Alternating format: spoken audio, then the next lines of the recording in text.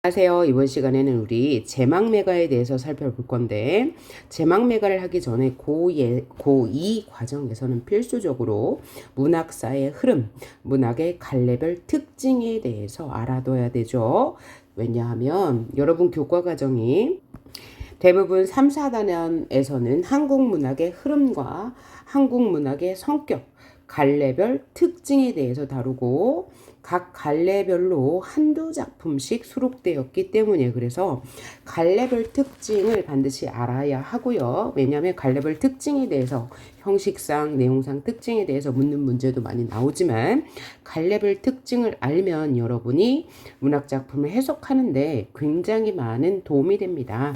그래서 문학사의 흐름을 먼저 정리하고 제막매가 학습 활동으로 돌아갈 텐데요. 문학사의 흐름을 보기 전에 뭐 먼저 볼 거냐면 문학사의 4분 갈래에 대해서 볼 거예요. 그러면 문학의 갈래는 뭘 말하냐면 문학을 일정한 기준에 따라서 나눈 것을 문학의 갈래라고 합니다.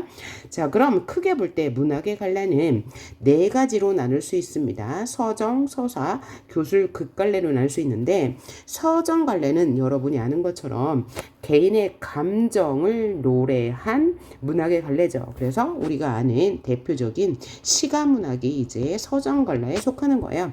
자, 시가문학의 특징은 뭐예요? 첫째, 운율이 있다는 거죠.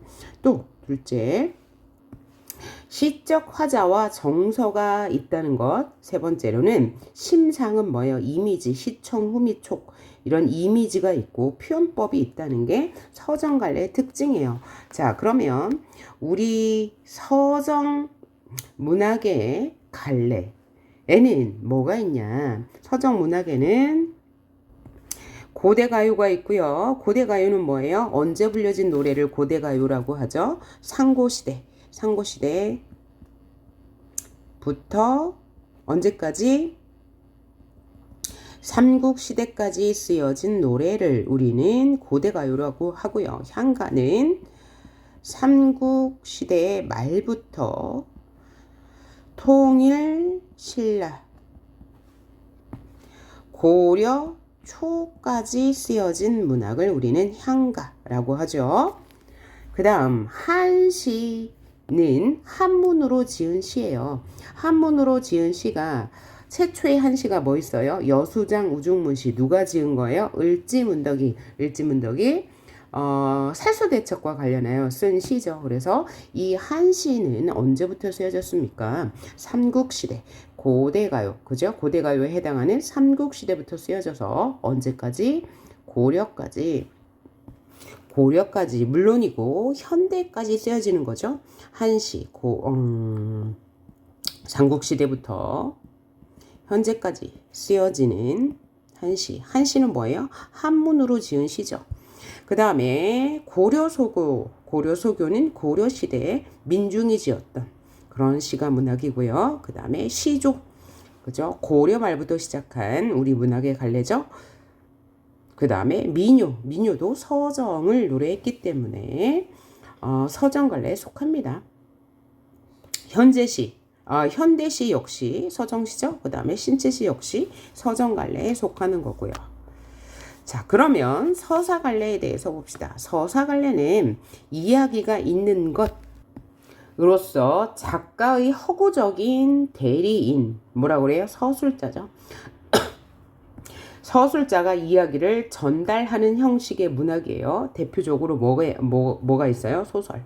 그죠? 이 서사 문학에는 신화, 전설, 민담, 과 같은 이 세 가지를 묶어서 뭐라고 그래요?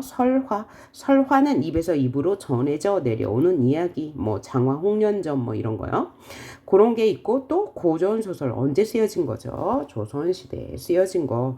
그 다음에 고려시대에도 서사갈래가 시작되었어.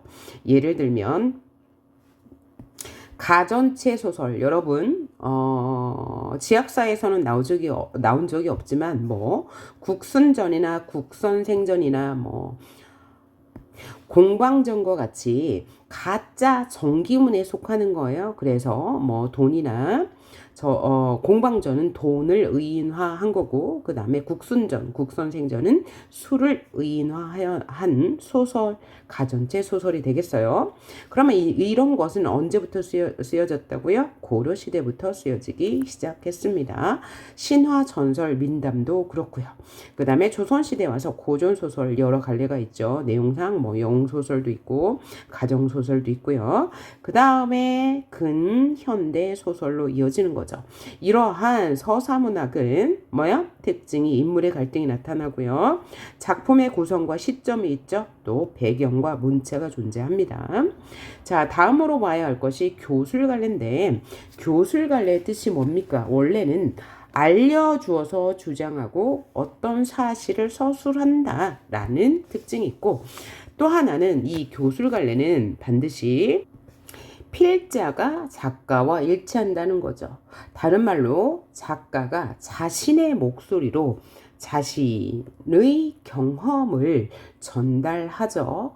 그럴 때 자신의 경험이 반드시 나온다는 거고, 교훈을 전달하니까 성찰적인 성격을 띠고 있어요. 대표적인 것은 수필이 있죠. 그렇죠? 자, 그래서 경기체가는 뭐야? 고려시대 귀족들이 지었던 문학인데요. 얘는 경기체가와 가사는 뭐가 아니에요? 시가문학, 서정갈래가 아니고 무슨 갈래라고요? 교술갈래라는 거 중요하네요. 그럼 왜 시가문학이 아니고 서정갈래가 아니고 교술갈래냐? 왜냐하면 필자의 경험을 사실적으로 전달하고 그에 대한 깨달음을 전달하기 때문이에요. 자, 그러면서 형식상으로는 운율이 있죠. 경기체가는 뭐죠? 고려시대 귀족들이 불렀던 노래로 후렴구가 있어요. 위 경기 어떠하니까 라고 운율이 있고 삼음보잖아요. 그죠? 삼음보. 그 다음에 가사는 시조를 계승한 것으로 사음보라는 운율이 있어요. 형식상으로는 운율이 있지만 내용상으로는 자신의 경험을 자세히 기록하는 운문과 산문의 중간 형태다. 뭐가요? 경기체가와 가사가요. 그런데 얘네는 교술갈래에 속한다는 거 주의하시고요. 그 다음에 악장은 뭐예요? 조선시대에 쓰여진 궁중음악에 사용된 가사를 우리는 악장이라고 하죠. 그런데 악장은 현재까지 계승되지 않고 그때만 불려지다가 사라졌죠. 경기체가 역시 그때만 불려지다가 사라졌고요. 가사 역시 그때만 불리다가 사라진 장르가 되겠습니다. 왜? 보편적인 문학의 장르가 아니기 때문이죠. 그 다음에 내간체는 뭐냐면, 내간이 뭐냐면 여러분 규방 이란 말이 뭐예요? 규방. 조선시대에 여성이 머무는 공간을 규방이라고 하는데요. 그러면 여성이 쓴 가사를 뭐라 그래요? 규방 가사라고 하잖아요. 그래서 가사 중에서도 작자층이 여성이다. 그러면 규방 가사라고 하죠. 대표적인 작품 허난설원의 규원가라는 작품이 있죠. 규방에서 원망하는 노래. 이것과 달리 내간체는 뭐냐면 역시 작자층이 누구예요? 여성인데 이 내간체는 기록을 한글로 했어요. 자, 여성이 주체가 되어 한글로 쓴 편지. 이것을 우리는 내간체라고 합니다. 그 다음에 한문으로 쓴 기. 설도 있죠. 설이 빠졌네요. 기. 자, 이 한문 소설인 기와 설은 일단 한문 소설이니까 한문으로 쓰여진 거고요. 오늘날의 수필과 유사한 거예요. 그런데 설에서는 사물의 이치를 해석하는 이야기와 자신의 의견을 덧붙이는 식으로 이야기가 전개돼요. 그래서 대표적인 작품이 뭐 이옥설, 참화설 뭐 이런 작품들이 있어요. 그 다음에 기라는 것도 역시 한문 수필의 하나의 종류로 어떤 사건을 사실적으로 기록하고 그에 대한 깨달음을 덧붙인 것. 그래서 둘 다 뭐 기에는 뭐 수호제기, 일야구도하기 뭐 이런 작품들이 있습니다. 이것도 다 교술관례에 속하는 거고요. 우리가 쓰는 일기도 개인적인 경험을 다룬 경수필이라고 하죠. 가벼운 수필. 그죠? 사회적인 문제를 다뤘으면 중수필이라고도 하고요. 자, 그래서 개인의 경험을 사회적인 문제로 확장한다. 그러면 중수필에 해당하는 거예요. 그 다음에 편지, 뭐, 기행문, 뭐, 이런 거 다 뭐예요? 교술관례에 해당하는 것입니다. 우리가 여기서 기억해야 할 것은 경계체가와 가사는 교술관례에 속한다는 거. 나머지는 알 거고, 자, 기와 설은 여러분이 모의고사 같은 거 풀다 보면 만나실 수 있는 작품들. 여기서 역시 뭐, 교훈을 전달하는 거니까 화자가 전달하고 싶은 내용이 뭔지 확인하면 되는 거고요. 화자가 아니고 필자가요. 그 다음에 네 번째로 우리가 극갈래를 봅시다. 극갈래라는 것은 서술자의 개입이 없이 인물의 대화와 행동을 위주로 이야기가 전달되는 문학 양식을 우리는 극갈래라고 해요. 대표적으로 연극의 대본인 희곡과 영화의 대본인 시나리오가 있죠. 뭐 가명극, 인형극, 창극, 신파극, 현대극도 모두 극갈래에 속하는 거고요.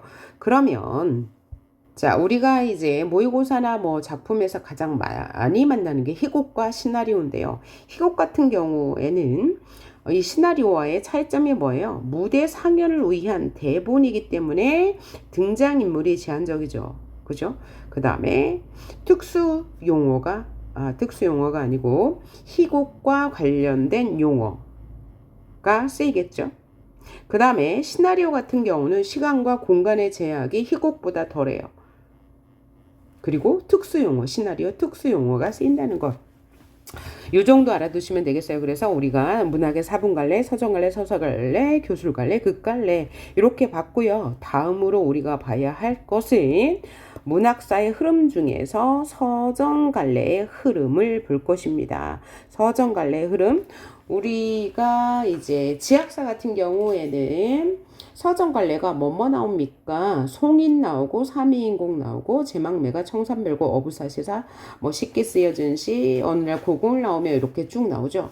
그러면 고위문학에서는 다른 교과서에도 이렇게 비슷하게 나올 거예요. 그러면 요 파트는 반드시 몇 번이고 복습해 가면서 들으시면 좋고요. 그런데 상당히 뭐 어려운 내용은 아니니까 한 번 들어서 이해했으면 괜찮습니다. 자, 그러면 문학사의 흐름 중에서 서정문학의 흐름을 보도록 할게요.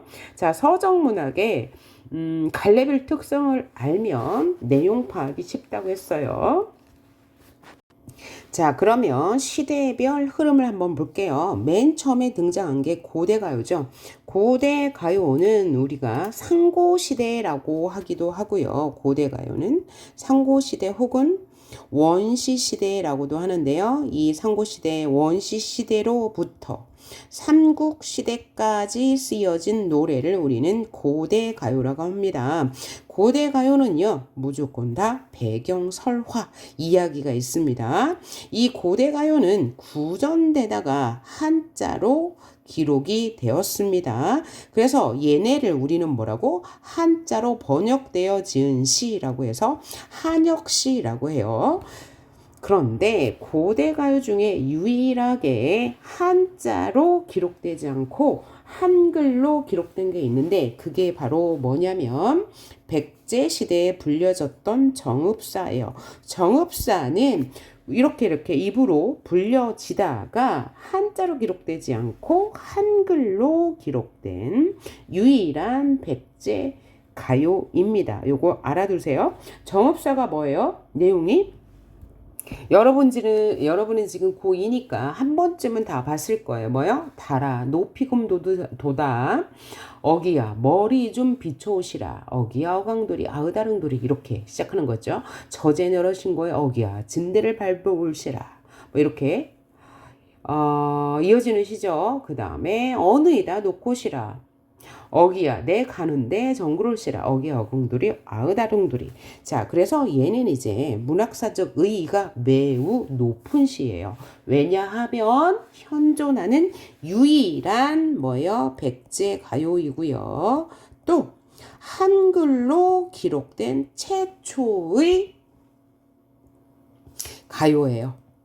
최초로 한글로 기록된 가요다.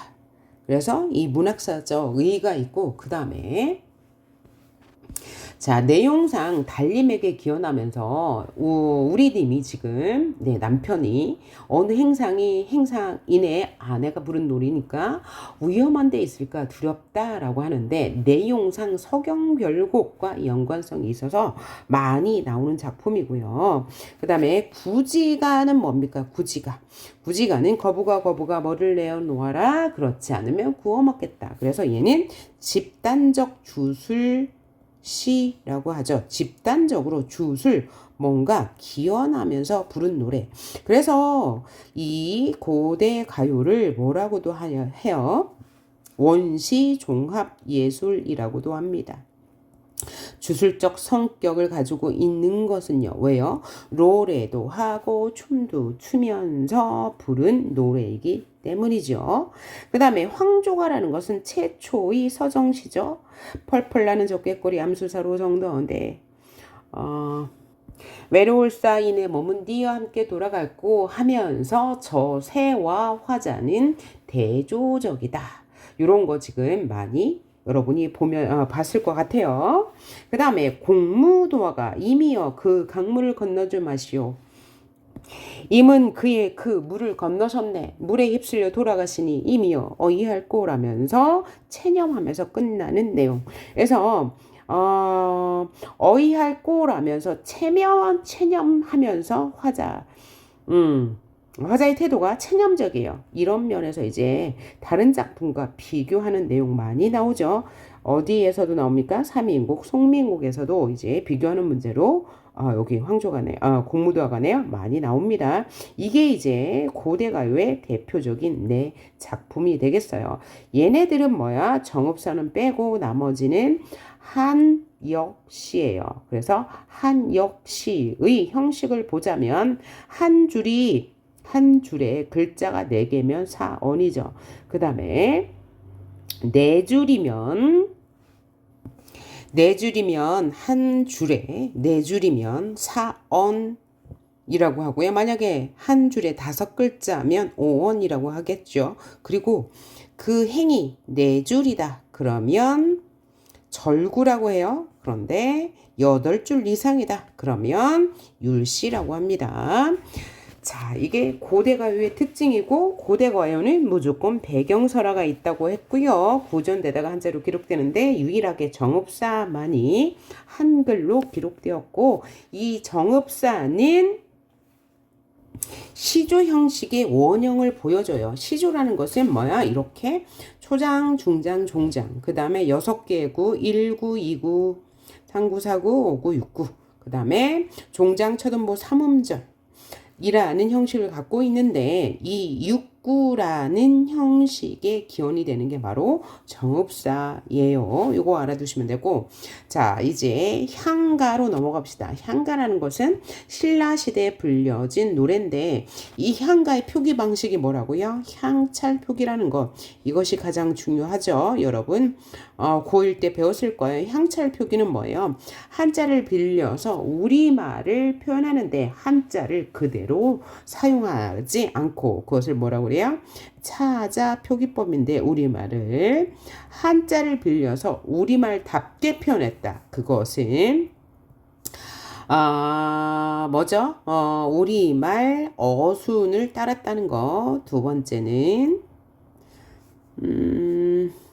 조사와 어미, 접사와 같은 무엇도 형식, 형태소도 한자의 뭘 빌려서, 소리를 빌려서 모두 표기했다는 것. 이게 향찰 표기의 특징이죠.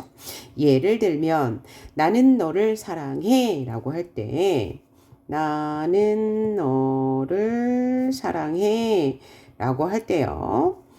자, 한자의 나, 너, 사랑은 한자의 뜻을 빌린 거죠. 다른 말로 훈차. 한자의 뜻을 빌렸어요. 뜻을 빌렸으니까 얘는 형식 형태소가 아닌 뭘 실질 형태소를 표기한 것이죠. 그리고 한자에는 는, 를, 해와 같은 조사, 어미, 접사가 없으니까 이 조사, 어미, 접사인 형식 형태소는 뭘 빌린 거예요? 한자의 즉 소리를 빌려서 우리말을 완벽하게 표기했다. 그래서 한자 표기라고 하면 안 된다고 했죠. 이것이 가장 큰 특징이고요. 자, 그리고 이 향가는 네 줄이면 사구체, 네 줄이면 사구체, 여덟 줄이면 팔구체, 열 줄이면 십구체 향가예요. 자, 그래서 가장 먼저 사구체 향가, 그 다음 팔구체 이렇게 8줄, 그 다음 십구체 향가로 발전했죠. 그러니까 점점 갈수록 문학성이 높아지죠. 그래서 십구체 향가를 가장 정제된 향가라고 해요. 정제된 향가가 십구체 향가다. 이 십구체 향가를 다른 말로 사뇌가라고 한다.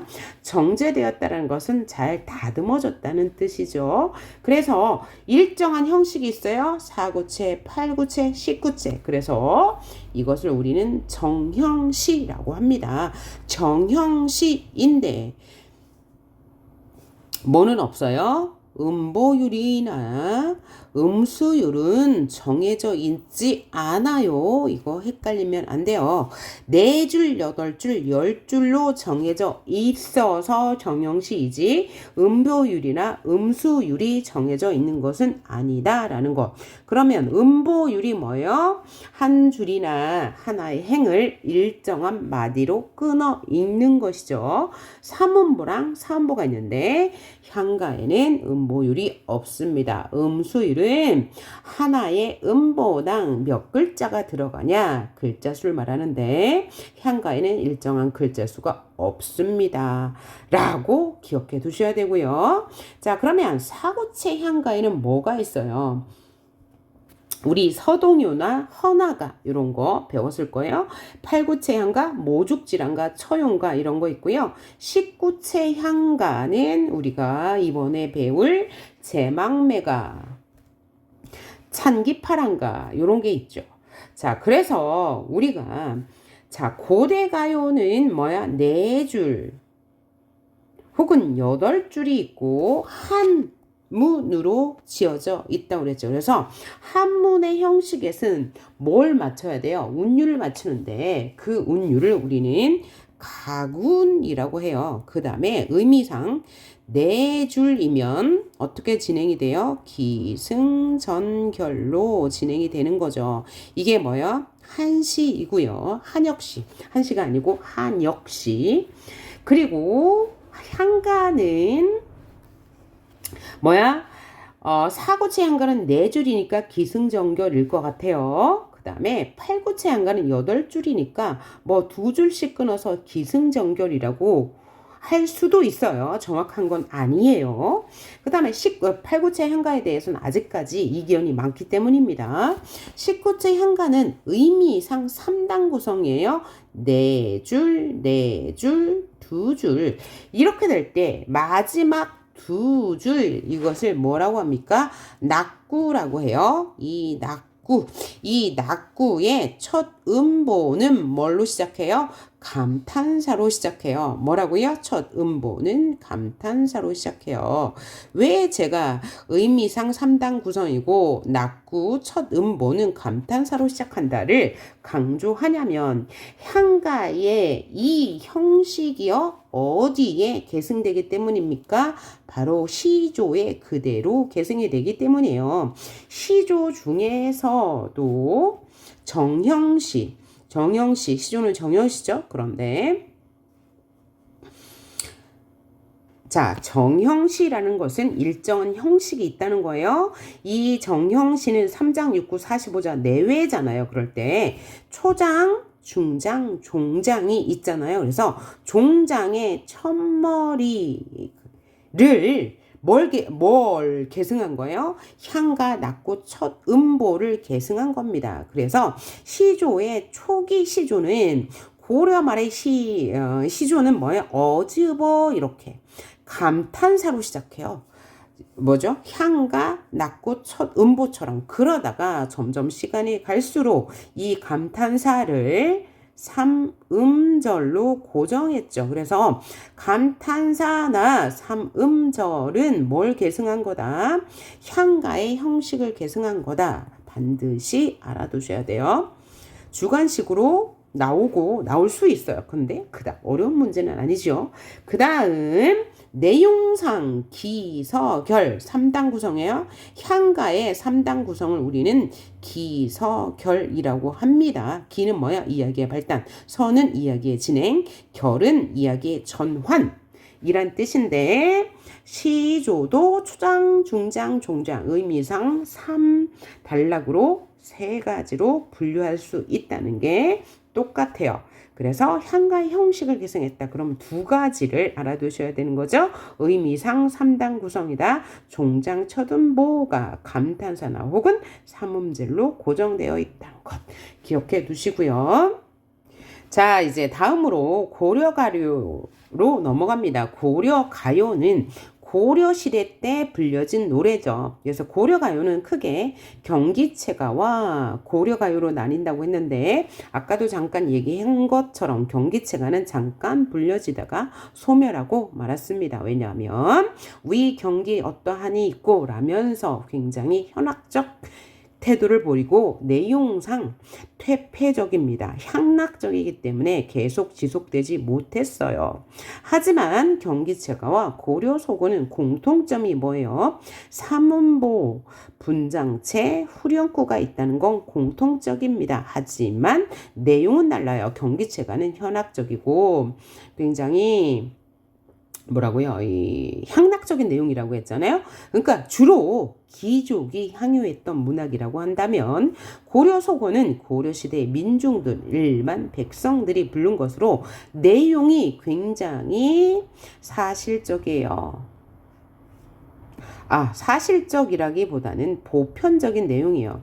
예, 우리가 느낄 수 있는 보편적인 감성을 노래했어요. 사랑과 이별 혹은 삶의 애환을 노래했기 때문입니다. 그래서 이 고려가요는 고려시대 평민들이 불렀기 때문에 평민들은 한자를 알지 못했을 건데 우리가 오늘날 어떻게 고려가요를 고려 소교를 배울 수 있나요?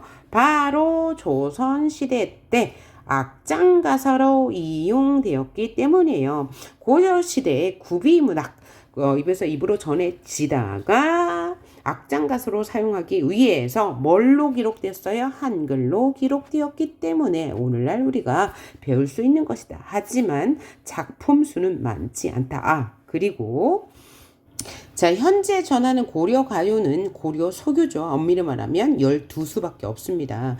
그리고 향가의 작품은 어디에 전하냐면 균여전과 삼국유사의 몇 수? 25수가 지금 전해지고 있습니다. 4구체, 8구체, 19체 향가를 모두 통틀어서요. 그 다음에 고려가요는 12수가 전해지고 있습니다. 그러면 이 고려가요는 악장가사로 사용되었기 때문에 악장가사가 수록되어 있는 악학 괴범이나 시용향악보라는 문집에 전해지고 있는 거예요. 자, 그리고 가장 중요한 거 고려가요는 민중이 불렀다고 했어요. 그 다음에 형식적 특징이 삼음보 뭐예요? 한 줄을 이렇게 3번 끊어 읽어요. 분장체 혹은 한 연을 3번 끊어 읽을 수도 있고요. 분장체라는 것은 연의 구분이 있다는 거예요. 분장체, 분절체, 분연체 다 같은 말이고요. 후렴구 혹은 여운구가 존재하는데요. 후렴구는 일정한 곳에 반복되는 구절이고요. 여운구는 흥을 돋우기 위해서 쓰는 나난 이런 의미의 그죠. 이제 그 반복되는 구절을 말해요. 그래서 고려가의 형식적 특성 뭐라고요? 3분 후 요거 기억해 두시면 되겠습니다. 자, 그리고 고려가요가 삼음보라는 게 굉장히 중요해요. 왜냐하면 우리의 시가문학 중에서 삼음보를 보이는 것은 고려가요와 또 뭐가 있어요? 민요가 있습니다. 민요는 삼음보의 민요도 있고요. 사음보의 민요도 있습니다. 그러면 사음보를 띠는 우리 시가문학은 뭐예요? 시조와 가사가 있어요. 요거 반드시 알아두셔야 되고요. 그 다음에 삼음보는 한 행을 혹은 하나의 연을 끊어 읽는 마디의 수잖아요. 근데 음수율이라는 게 있어요. 음수율은 뭐예요? 글자 수를 말해요. 글자 수 만약에 삼음보예요. 그러면 삼음보는 글자 수가 어떻게 되냐? 3, 3, 2 이렇게 3번 끊어 읽는 글자 수가 있고요. 혹은 3, 3, 3 혹은 3, 3, 4 혹은 7, 5 이렇게 333, 334는 같은 걸로 말해요. 332나 334 혹은 75조 이건 뭐라고요? 음수율은 땡땡조라고 합니다. 요런 음보율 기억해 두시고요.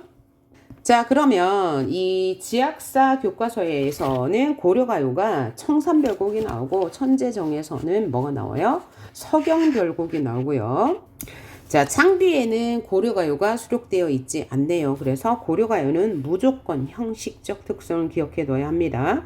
자, 고려가요는 12수가 있다고 그랬는데 우리가 서경별곡, 청산별곡도 중요하지만 서경별곡과 연관된 정석가, 그 다음에 청산별곡과 연관된 고려가요는 없네요. 자, 그거 기억해둬야 하고요. 자, 그 다음에 정석가와 서경별곡은 같은 연, 하나의 연이 두 군데나 있습니다. 그것은 뭐냐면 구비문학적 성격을 보여주는 거예요. 구비문학이잖아요. 입에서 입으로 전해지다가 궁중음악으로 기록됐어요. 그래서 자, 같은 연이 두 노래에 모두 있다는 것은 당대 유행하던 노래가 수록되었다. 따라서 구비문학적 성격을 볼 수 있다라고 할 수 있고요. 자, 그 다음에 고려가요에서 중요한 게 이제 동동이라는 작품이 있어요. 동동에도 구비문학적 성격을 볼 수 있는데 동동은 월령체 노래로서 월에 따라 부른 노래예요. 그러면 1년은 12월에 있으니까 12수가 있어야 하지만 그렇지 않고 13년이 존재합니다. 왜냐하면 1년에 구비문학적 성격이 있거든요. 왜냐하면 1년이 딩아 도라 여유어지나이다. 그거는 정석화의 내용이고요. 미안합니다. 동동은 1년에 어떻게 시작하냐면 이건 서사 부분입니다. 덕을한 님비에 받잡고 복을한 곤비에 받잡고 덕이여 복이여 나와라 오소이다. 그다음 아으동동다리 이렇게 시작하거든요. 여기는 본문의 내용과 전혀 관계가 없습니다. 왜냐하면 본문의 내용은 사랑과 님에 대한 영원한 사랑을 노래하는 거거든요. 그러니까 전혀 이게 구비문학적 성격을 보여준다. 이거 알고 가시면 될 것 같고요. 그 다음에 우리가 볼 수 있는 게 그죠? 그 다음 문학사에 갈래? 시조 한번 봅시다. 자, 시조는 뭘 계승했다고요? 바로 향가의 3단 구성과 낙고 첫머리의 감탄사를 계승했다는 것. 자, 시조는 고려 말부터 지어지기 시작했습니다. 자, 그래서 고려 말부터 조선 전기까지는 주로 사대부들이 향유층이었고 기녀들도 지었습니다. 이것은 모두 정형시예요. 자, 그러면 조선 전기의 고려 말부터 조선 전기까지의 시조의 내용은 굉장히 관념적이고 추상적인 내용입니다. 관념적, 추상적이라는 것은 사실적인 내용이 아니고 감정을 다룬 이야기라는 뜻이죠. 그래서 주로 자연 친화나 충신연주지사, 임금을 그리워하는 내용을 주로 썼고요. 그러면 사대부들은 이런 내용을 썼겠죠. 그럼 기녀들은요, 사랑과 이별에 대한, 영원한 사랑에 대한 이런 내용을 썼겠죠. 그렇죠? 그래서 정영시, 그래서 3장 6구 45자 내외라는 거 기억하시고, 그러면 조선 후기의 시조는 조금 내용도 변하고 작자층도 평민계층으로 확대돼요. 그러면서 내용이 생활에 진솔한 감정을 보이고요. 또 형식적으로는 사설시조와 어시조가 나타나요. 자, 그러면 사설시조는 뭡니까? 원래 시조는 이렇게 3장 6구 45자 내외 정영시 형식을 보였잖아요. 하지만 무엇은? 네, 바로 얘는 사설시조는 중장이 아주 많이 길어진 걸 사설시조라고 하고요. 어시조는 중장이 반 길어진 걸 어시조라고 합니다. 자, 그러면 우리가 평시조와 사설시조가 시험에 많이 나오는데 사설시조의 특징도 알아두셔야 돼요. 자, 사설시조 같은 경우는 주로 누가 썼어요? 형식을 완전하게 맞추지 않아도 되니까 비교적 작품을 쓰기가 쉬웠을 거란 말이에요. 그래서 평민계층이 많이 지었습니다. 그래서 평민계층이 이렇게 중장을 길게 늘어뜨리려면 여기에 뭐예요? 나열이라는 형식이 나타날 수밖에 없었을 거예요. 그 다음에 내용을 과장하고요. 그 내용은 재미있어요. 그래서 사설시조의 특징은 나열, 과장, 해학적 성격이 두드러진다라는 것 알아두시면 될 거고요. 평시조는 주로 사대부들이 지었고, 연시조는 이 평시조가 두 수 이상 연달아 나오면 연시조라고 해요. 그런데 아까 연의 구분이 있는 게 고려가요라고 했잖아요. 근데 연의 구분이 있는데 고려가요는 내용상 연결성이 없는 게 많아요. 왜요? 구비문학이기 때문이죠. 하지만 여기 시조는 연시조, 즉 연이 여러 개 나온다고 나올 때 이 1년, 2년, 3년간의 유기적 연관성이 큰 거죠. 왜냐하면 작품성이 그만큼 뛰어난 거고 개인이 창작한 거기 때문이에요. 자, 그러면 조선 후기에 뭐죠? 시조는 평민층으로 작자층이 확대되면서 사설시조와 연시조가 나타났고 이로 인해 내용이 나열, 과장, 해학적 성격을 드러낸다. 요거 알고 가시면 되고, 그 다음에 나온 게 조선 전기부터 쓰여진 가사라는 게 나와요. 가사는 뭡니까? 시조의 양식을 그대로 해서 계승했지만 시조의 뭐라고 해요?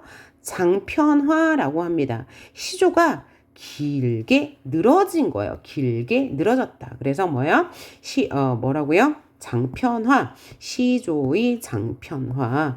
그래서 시조의 장편화인데 형식적으로 시조를 계승한 거예요. 그러니까 향가를 시조가 계승했고 시조를 가사가 계승했는데 장편화 될 때 내용상 3단 구성 그대로 가져와요. 시조에서 초장, 중장, 종장이 가사에서는 어떻게 서사, 본사, 결사로 계승되고요.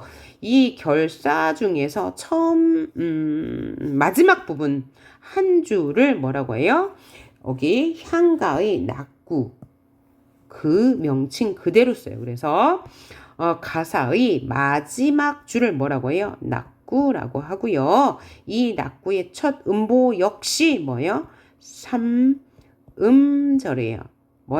첫 음보는 삼음절. 뭘 계승한 거죠? 시조의 종장 첫 음보 삼음절을 계승한 거죠. 그러면 향가의 낙구를 시조가 계승하고 시조의 종장을 가사의 낙구로 계승했다.